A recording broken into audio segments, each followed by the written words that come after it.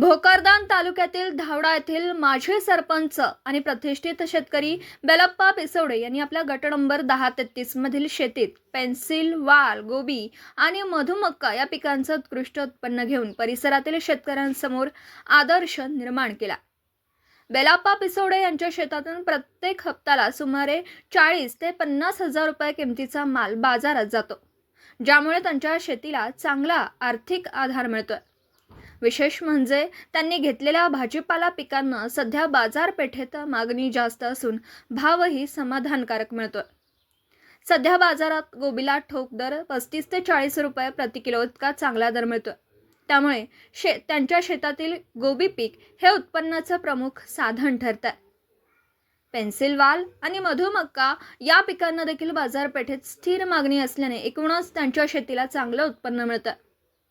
बेलप्पा पिसवडे यांचे भाजीपाल्यावरील हे नियोजनबद्ध शेती पद्धतीचं यश पाहून अनेक तरुण शेतकरी प्रेरित होतात। योग्य जमिनीची मशागत, पिकांचे वेळीच व्यवस्थापन, योग्य पाणी व्यवस्थापन आणि बाजारपेठेची अचूक पाहणी केल्यास शेतीत मोठं उत्पन्न घेता येतं। याचा आदर्श पिसवडे यांनी घालून दिला।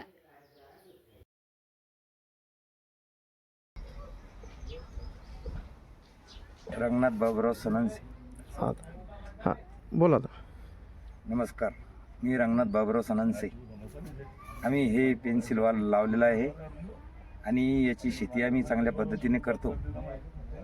आता याला आम्हाला तरी हप्त्याला 3-4 क्विंटल हप्त्याला माल निघतो त्याचा। सध्या काय भाव भेटू राहिला या वालाला? सध्या 55 ते 57, 60 पर्यंत आहे। हे चांगल्या पद्धतीचं आम्ही केलेलं आहे। किती लागवड किती करेल तुम्ही आता? लागवड करेल आपली समजा 1 किलो बियाणं होतं ते समजा। क्षेत्र किती लावेल? क्षेत्र 1 एकर भर आहे। अच्छा। हा, हप्त्याला तुम्हाला किती उत्पन्न निघून राहिलं याच्यात? हप्त्याला समजा ते एकरी समजा आता जवळपास 5-6 क्विंटल होतं। अच्छा। हा, आम्हाला जे चांगलं उत्पन्न होऊ राहिलं आणि हप्त्याचं 40-50 हजार रुपये उत्पन्न येऊ राहिलं। कोणा क्षेत्र करेल तुम्ही आता? हे बेलप्पा सरपंच पिसोळे। अच्छा। हा, यांचं क्षेत्र केलेलं आहे। अच्छा। Video reporter Mazhar Pathan, KTV news, Bhokardan. आपल्या परिसरातील बातम्या आमच्यापर्यंत पोहोचवण्यासाठी स्क्रीनवर दिलेल्या क्रमांकावर संपर्क साधू शकता। दूरध्वनी क्रमांक 9833235011। त्याचप्रमाणे अधिक माहितीसाठी स्क्रीनवर दिलेल्या KTV न्यूजच्या ईमेल ID वर देखील संपर्क करता येईल।